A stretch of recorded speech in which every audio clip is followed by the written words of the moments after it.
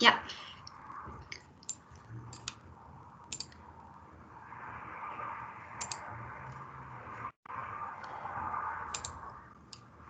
Can you see my screen, guys? Yes, I can see it as well. Okay. So, hi everyone. I'm Xiaofei Xu. You can call me Fei if you prefer. It's such a great honor to have this valuable chance presenting our study and learning from other candidates who are committed to the field of education. My topic for today is refugee students' social and emotional learning difficulties. And last September, my classmate Xi Bei and I joined an after-school tutoring program as volunteer tutors. The program is called Youth First, and it is located in a high school. The program is voluntary, open to all students in the school community for the purpose of supporting students who need help with their homework and assignments. Additionally, the program aims to offer social and emotional support for all youth, particularly those who need additional support beyond the regular school days. Given the influence of COVID-19, the Youth First program had shifted to an online tutoring format, and the sessions with the students followed the same pattern every day. During the sessions, students who came most often were refugee students. Through the tutoring, my classmate Xi Bei and I found that refugee students encountered more academic difficulties than their peers. Also, most of them relied on tutors greatly when completing their homework. These refugee students tended to add attending the meeting sessions to their daily routines, even without the need for homework help. They especially enjoyed the stay in the main meeting room, socializing with tutors and other students. Growing out of this experience, we did a qualitative study. In this study, observation is the main approach, and both Xi Bei and I took the role of complete participant. Our study participants are refugee students whom we tutored most frequently. The students covered every grade of high school, and they also came from different countries. During our observation, brief notes were taken using keywords, phrase, and short sentence to record the tutoring context, and also the difficulties the students shared, as well as our on-site quick reflections. And also the more comprehensive notes were finished as soon as possible after the tutoring session finished.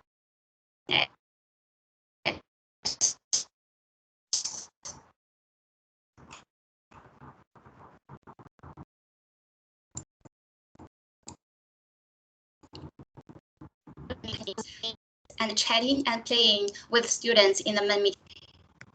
In total, we got 67 field notes. And we analyzed them using a set of common phenomenological process. The theoretical framework used in this paper is the 5 domains of social emotional learning competencies, which were identified by the collaborative for academic, social, and emotional learning.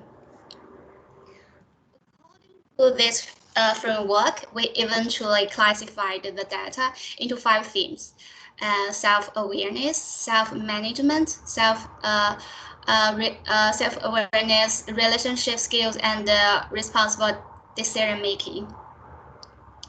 And next, I would like to share some of our findings. First theme is self-awareness.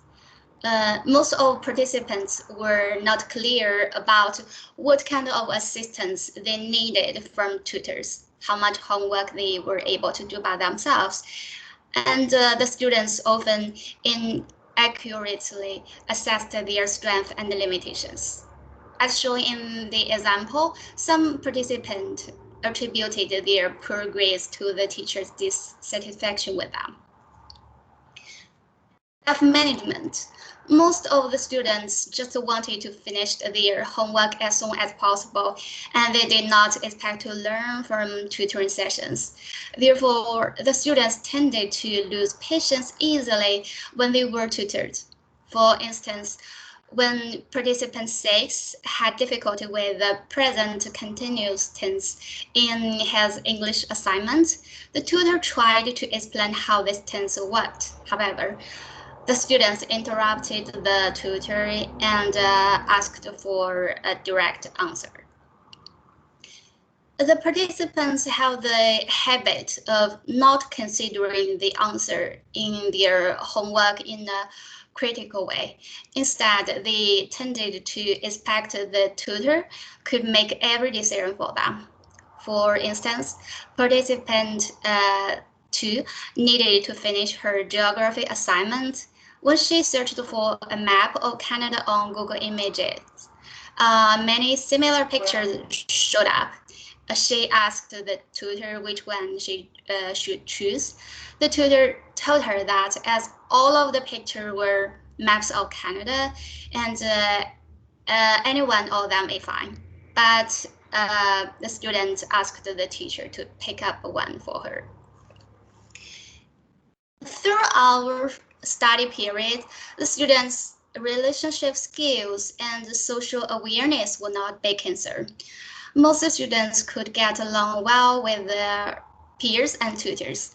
They were willing to provide peers with academic or non-academic support. And we happily observed that all participants cared about and were motivated to continue to contribute to the well-being of the tutoring program as well as its members.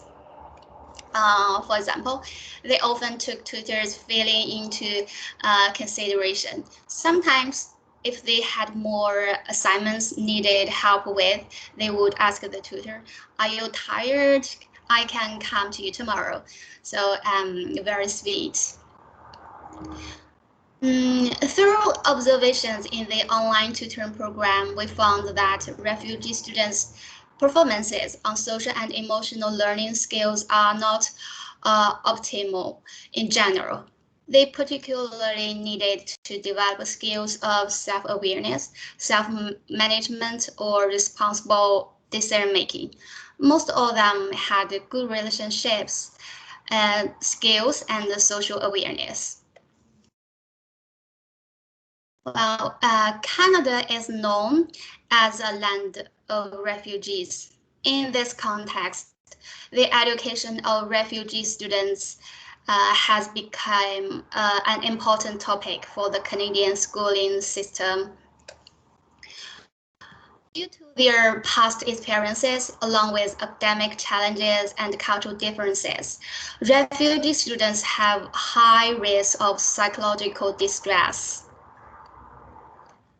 Although education is supposed to be a healing and empowering process for refugee students, Canadian schools are ill-prepared to support refugee students due to the lack of cross-cultural competencies and other relevant skills. By exploring social and emotional learning difficulties of the refugee students, we hope we can develop a further understanding of refugee students and inform initiatives and policies that help them adapt to Canada's education as well as the society as a whole. So that's all for my presentation today. Thanks for your listening. Thank you so much. Thank you. Yeah, I'm very, very glad that we had you today with us for this session. If presentation number 2 wants to take the floor now, they can go ahead, and then we'll do like a group Q&A after the 3rd presentation.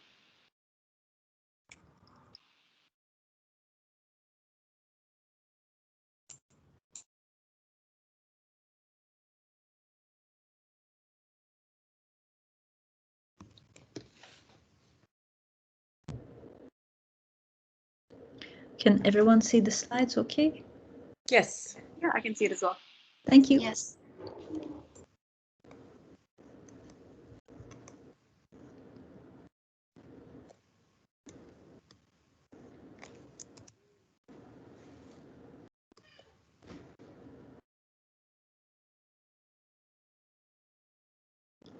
So I guess we can start. Yes. Thank you, Natasha. Okay, perfect.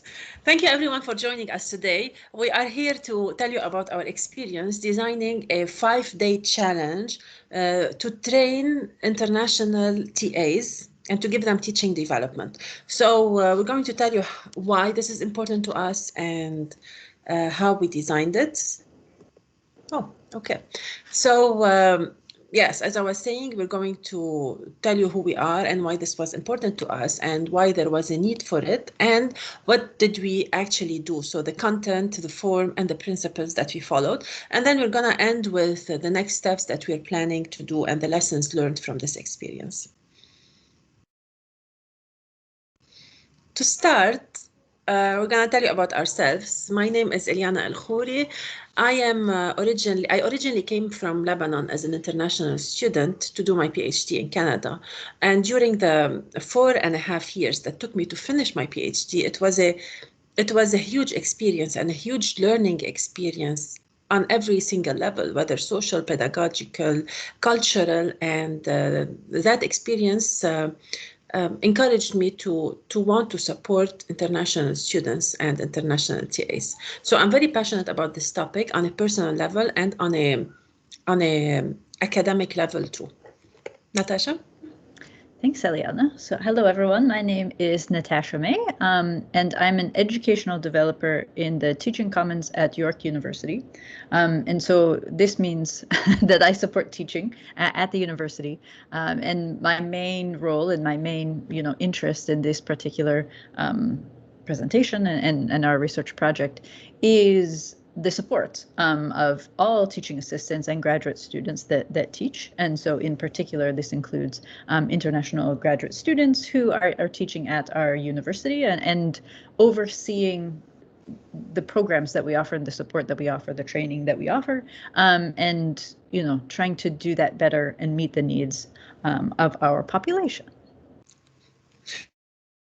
Thank you, Natasha. I am also an education developer at York University. I forgot to mention that. I think it was on the first slide, so that's okay. Yes. So thinking a little bit more about the motivation for this initiative that we're going to be talking about to you today, this 5-day challenge. This came out of the current situation that we're in, which is a pandemic. So early on, there were travel restrictions, and then the university closed. And then that meant that any international graduate students that would be coming to support undergraduate students, so to be teaching assistants and to want to engage in training or may need to engage in training, would be joining us from a variety of different time zones. So historically, all of our training happened in person when those individuals came to the university. It happened at the university, and was an in-person kind of support, right? So workshops and various interactions. So with all of these restrictions, in particular, the university being closed, everything had to be moved to this remote environment. And so in particular, that also allowed us some flexibility to reach our international students in a variety of different time zones. And so we knew, for example, that we would need to provide some kind of remote learning support, but also we also realized that we would need to support the TAs coming to learn how to teach remotely as well. And so that's part of one of the needs for this innovation. And then we also recognize that, well, yes, of course, because of the pandemic, but also in general, international students and many students, maybe all students, have so many responsibilities. So graduate students in general are taking on a variety of different roles. So they're a student, if they're often they're also a teaching assistant, so they're an employee, they're a teacher, they're a student, they're covering their own, sort of learning and managing that, but also then taking on the responsibility of supporting students. And that doesn't cover any of the external, responsibilities they might have in terms of, additional employment, care responsibilities at home. And then, of course, also international students take on other kind of administrative responsibilities also. And as Eliana said, moving to a new country, learning the culture and potentially a new language. So whether it's a pandemic or not, there's so many needs that international students have that really motivated us to do this during the pandemic, but it will be applicable beyond the pandemic also.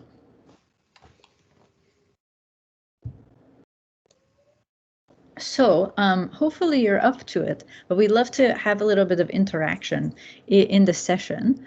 And so hopefully you're are able to access the chat, and my colleague Eliana has just included this link to get some information from you. So we would love to know, do you have training for international TAs where you are? So you may be a student and you may not know,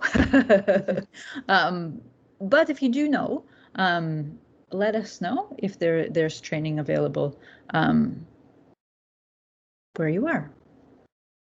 And then if you do have training, then we're also interested in what that looks like.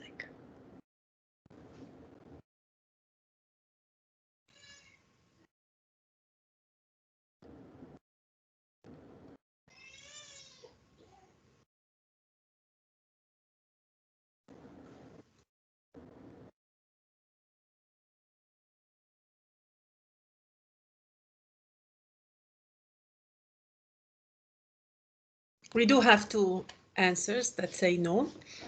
Thank you for sharing. Yes, thank you. So I'm guessing the second question is related to what kind of, what does the training for international students look like? And since the answer was no, I guess that we will not have any answers here.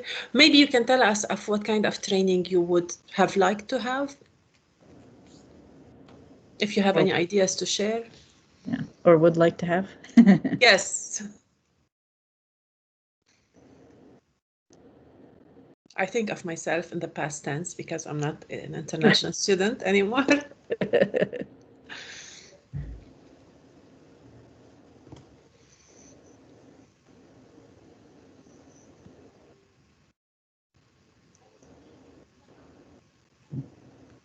Okay, I guess maybe we will stop the question now and go back to the presentation.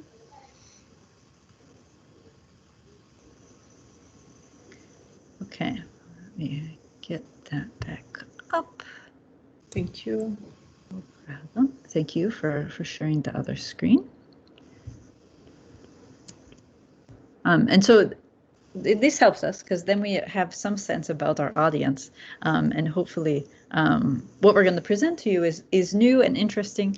And so at this point, I think I'll turn it over to Eliana to talk a little bit about this 5-day challenge. What did it look like? Thank you. So we knew that we needed to be flexible. We needed it to be fun and interesting and engaging, and at the same time we didn't want to add stress to the students' lives. So what we decided to do is a gamified way of doing the training, and we chose to do a 5-day challenge, which means that every day the students get a challenge, and then they have 24 hours to complete it, and then the next day at 8 a.m. they would get the next challenge, and they have 24 hours to complete it again. And it was 5 days, and in the first day we set the stage for that, so we made them reflect on their experiences, and on the last day we wrapped that up. Oh, sorry.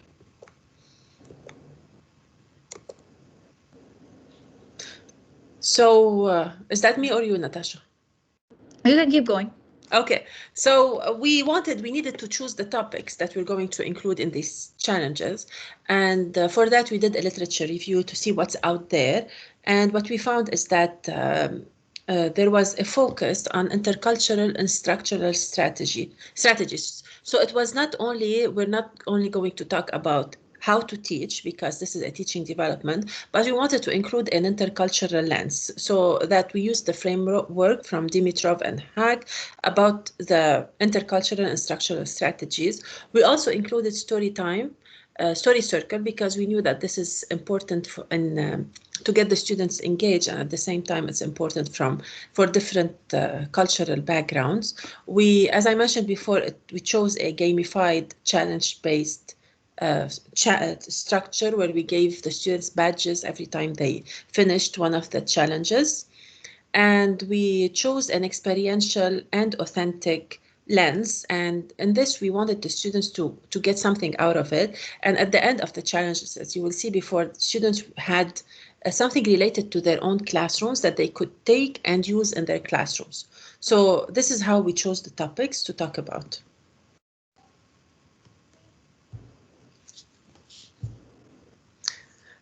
I'm going to go through each of these challenges now and explain to you what we focused on. I'm sorry, my screen is very small, so I cannot see this. Nope. Yeah, it's small here too. Yeah. Yeah, I can't really see. I can see better if you want me to. Oh, that would be great. Thank you. Yeah, no problem. So on the first day, we set the stage, and so we really wanted to focus on an educational autobiography. So essentially what we did was help the students to reflect on their past learning experience, to think about their autobiography, their educational autobiography. And so on this first day, we had 3 different tasks for them to do to kind of set the stage. So essentially, our focus was for them to learn something. So read something, watch something, and read something else, a couple of different elements there. An opportunity to reflect on what they read or watched. And then the key challenge here was to write their educational autobiography. On the second day, our focus was on sociocultural considerations. And from day 2 to day 5, we opted to give them a choice. So instead of having them have to do 3 different challenges, it was one challenge per day going forward. Of course, they could choose to do more if they wished, but essentially we offered a choice so that they could choose what they needed or what they were interested in or what they had time for. Although generally we tried to make it so that each one was expected to be about an hour of their time. And so the same kind of structure. They would learn something, either reading or watching, reflect on it, and then the challenge was either to create their own etiquette, thinking about supporting this sociocultural communication, make a commitment to promote inclusion in their classroom, or to complete a self-assessment activity and then reflect on that process. Day 3 was about intercultural instruction, and then so again, there was watching, reading, or reviewing something, reflecting on, and the key challenges here were identifying some non-inclusive behaviors from a video they watched, making a commitment to promote inclusion in their classroom, or making a commitment to promote diversity in their classroom. For day 4, we really want to support pedagogy, and in particular online pedagogy. So the key challenges here were to identify how to meet students' needs online, choosing alternative assessments and thinking about how to incorporate this into their own teaching, or to think about how to engage their students in discussions. And then the final day was a little bit more technical. Essentially, we wanted to build complexity in over the 5 days. And so the key challenges here were to put a lot of what they've been learning into practice. So creating a tutorial plan, doing some planning around feedback, so related to assessments, and thinking about how to create an online community in their classroom. So, knowing that you don't currently know or have international TA or international student kinds of supports, we're wondering if you did, what topics would you want? So we'd love to know what topics you think would be useful, whether you're an international student or are just thinking about the international students that you know.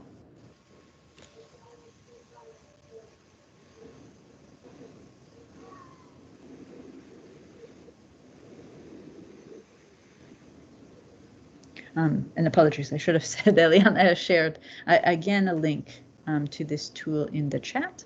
And so if you click on that link, then you just have to put that code. Maybe you don't even need that code. I think the link goes directly. Yeah, the link goes directly, and then you can just type what you'd like.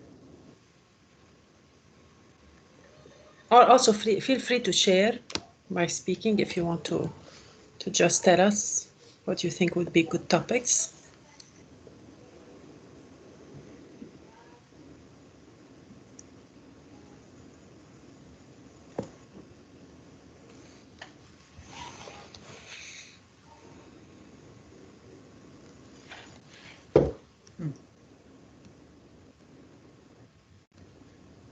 It's also okay if you have no idea.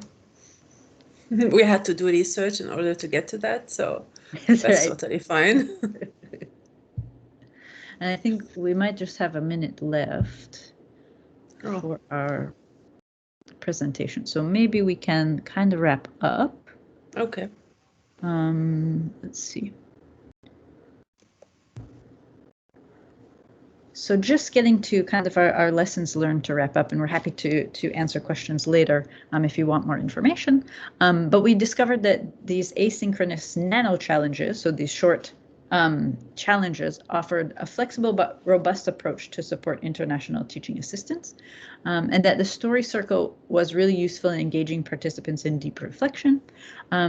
As well, we discovered that this sort of format and of the 5-day challenge will be useful to domestic students as well as international students. So we will incorporate it into more of our supports, but we will include different topics like a self-care challenge as well as some support for trauma-aware teaching. And our next steps beyond, embedding this challenge, we're currently in the process of doing research, getting data, and ethics, of course, before we can get that data. And we're thinking of applying it in a variety of places, including a symposium we offer and support for markers and graders, as well as expanding to make it a bit more flexible. And just some. I just put them in the chat. If somebody would like to chat about this or receive a Creative Commons licensed copy of our challenges, feel free to email us and we would be happy to talk about it with you. Excellent. Thank you. Thank you so much.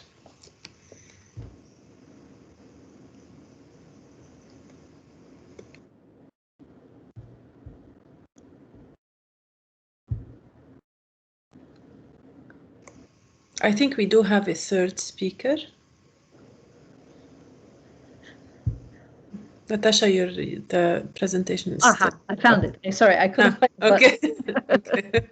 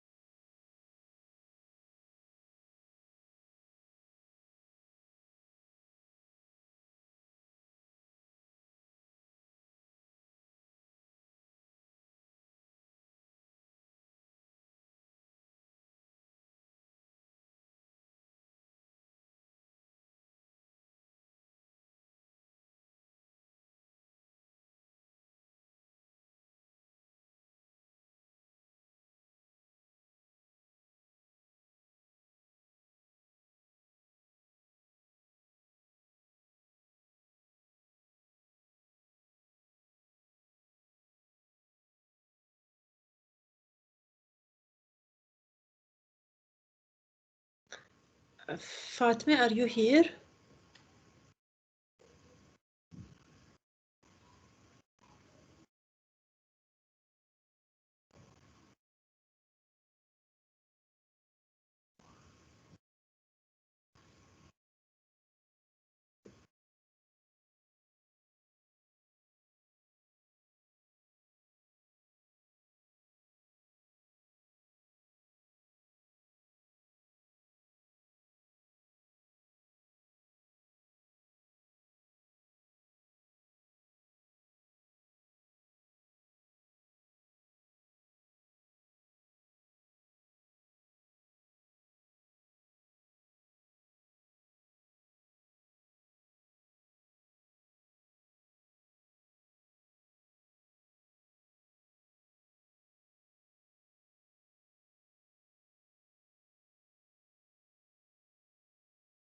Hello.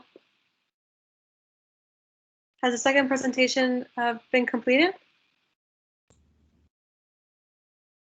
Yes. Perfect. So the third presenter can go ahead and share their screen and start doing their presentation. On my group here, that is Francis, if they're in the group. Let's check the participants and see if they're here. Well, it looks like they were able to join us today. So actually, if you guys just want to jump into a Q&A and discussion, you're more than welcome to do so. You'll just get a bit of extra time doing that instead of doing the third presentation. Thank you so much. Thank you, Fatma. Of course.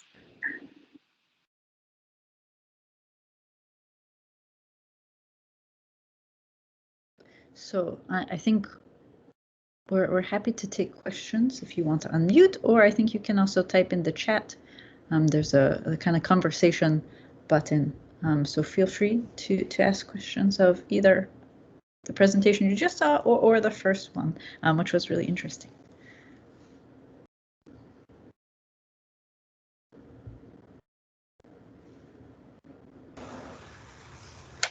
Hi, everybody. I missed the first presentation in this group. I'm sorry. But I did have I really liked your 5-day challenge idea. I think I missed the earlier context of, is this before classes start or at the beginning of their training, or when do you do this? Great question. We did not say that, so it was our fault that you that you don't know this. So the formal plan is that yes, that this happens before before they start teaching, so that they get this support in advance of having to go into the classroom, for sure. Okay.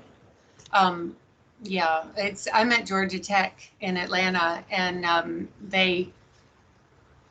most of the students don't move into a teaching role as an instructor at the first semester, but for the most part, they are a TA in some way. So I just, this 5-day challenge, I think it's a great idea, even on a smaller scale, you know, like to have my own ITAs, maybe challenge incoming new ITAs, you know, like a simple thing like post your favorite song or take a picture today and post it. Yeah.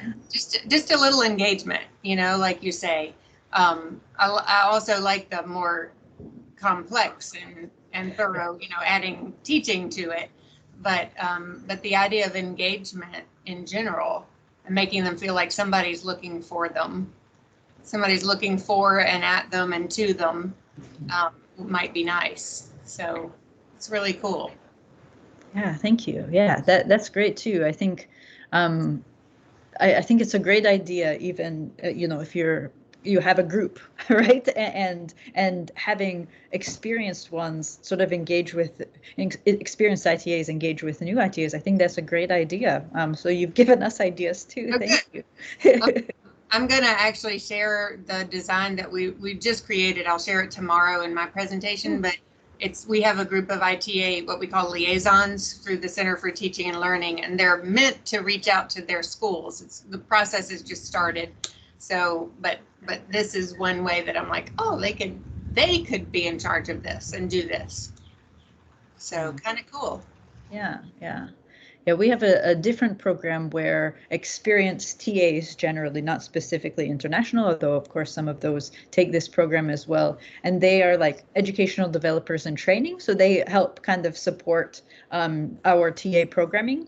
And at the end of their sort of course, at the end of the year, they run a symposium. And so this year we had to adapt it because it couldn't be offered in person as it normally is. And so they created these 5-day challenges. So we have had a little bit of this structure that you mentioned. Yeah, so our research project is really going to focus on our choice of challenges versus theirs. Okay. Yeah, so we can certainly connect with you again. Please feel free to reach out to us because we'd be happy to. Yeah, that's good to know, and maybe you'll present on that next year, and right. So I'll be able to see the result. Oh, that's really cool to compare the two types. That'll be fun. How good that you have a group of educational developers too working to support your ITAs or your TAs. Yeah. Well, thank you so much, Sarah. I mean, feel free to ask more questions. We got lots of time, apparently. Well, somebody else might have a question, so anybody interrupt if.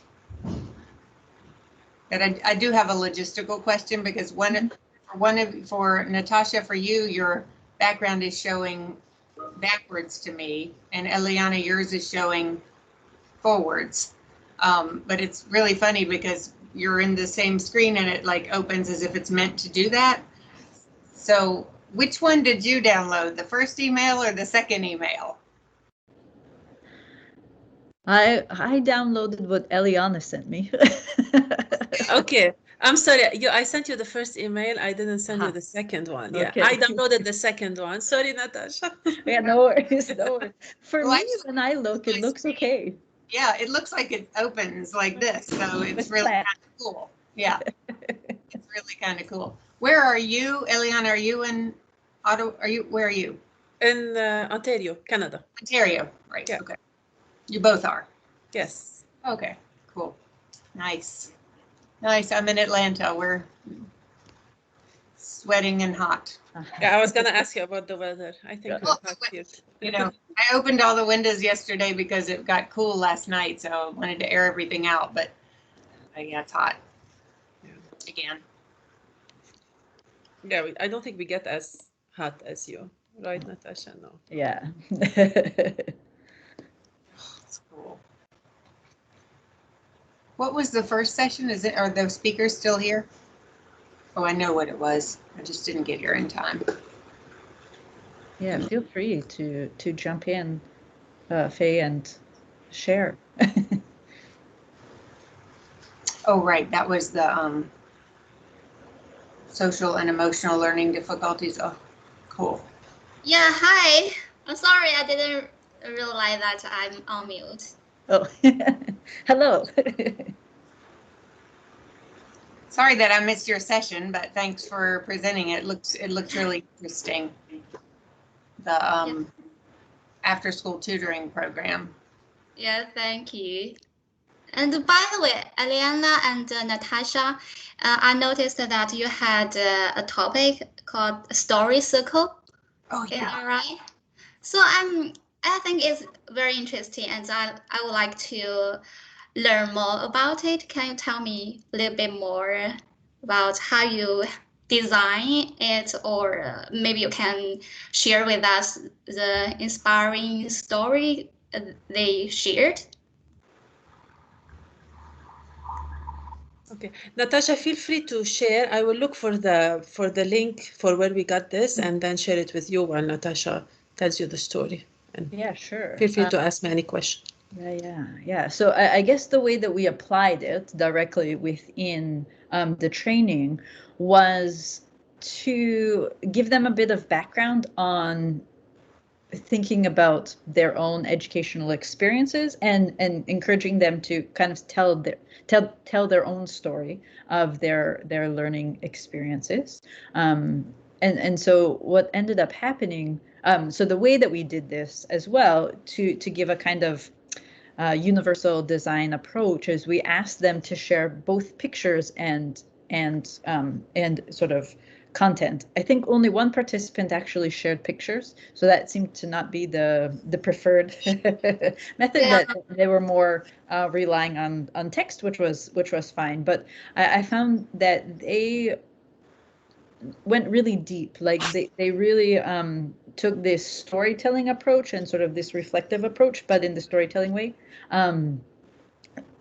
They really went back to tell the story, which is a little bit different than, like just what is, if you just ask what is your educational experience, you would get some answer. But with the storytelling approach, sort of talking about, I think Eliana, it was like 5 pictures to demonstrate kind of milestones in their educational story. And so I think even if they didn't share the pictures, they did sort of, think about, really going back, because there were 5 sort of elements that we were asking for. So I don't know, but I felt like that might have helped with this kind of deep approach. And a number of them had said, that really helped to sort of like, they hadn't really done that before. They hadn't really thought about their learning experience before. Yeah, that sounds amazing. Yeah. Because I was international students too. I just graduated. I know, thank you. I know all the difficulties that they encountered as international students. Take me for example, I came from China, and I have a totally different cultural background, and also I had a serious language barrier. So, and as Chinese people, sometimes we are too shy to open ourselves, but we are definitely would love to know people and to let people know us too. So sometimes, I think the professors or the TAs, anyway, the educators sometimes need to find the way to give us a little bit push, or just like what you guys do, and just design something interesting to let the international students to open themselves and also learn from other people. Yeah, so I think your project is brilliant. Thank you. Thank you. I wanted to share the challenge with you the first day to give you an idea of how we structured it. Great. So here, can you see it? Yes. So this is the first day, and what we did is we put a series of questions to ask the students to reflect on. So critical incidents in your experience as a student, how did those defining moments shape you as a learner? So to help them through this reflection. And then here we asked them to share 5 pictures about 5 different events and the reflection on how they impacted your educational autobiography. So, yeah, I think this helped. I had this experience once where they shared these questions with me, and it helped me think, because sometimes people ask us to reflect and we don't really know where to go. So I found this interesting. Yeah, great.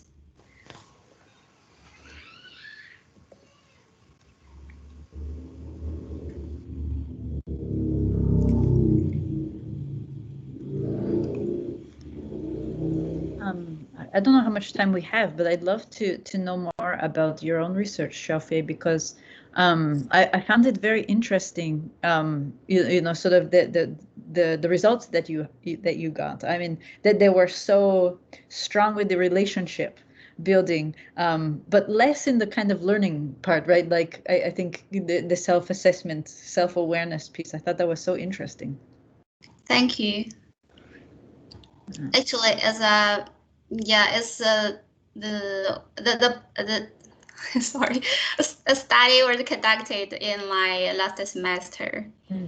Yeah, I found it interesting that most students came to the tutoring sessions were refugee students.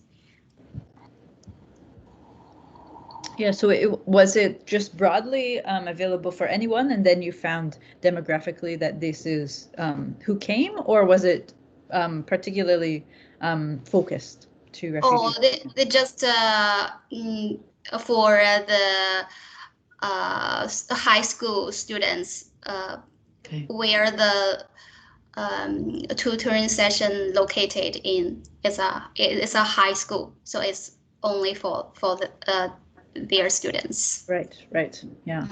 Very interesting.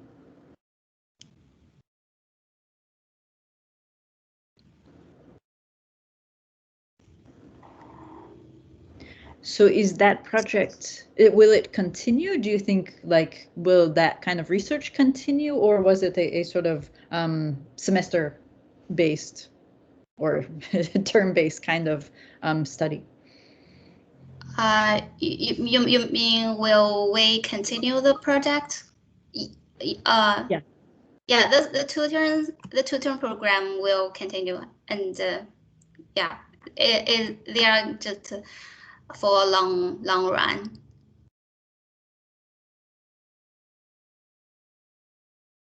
Excellent.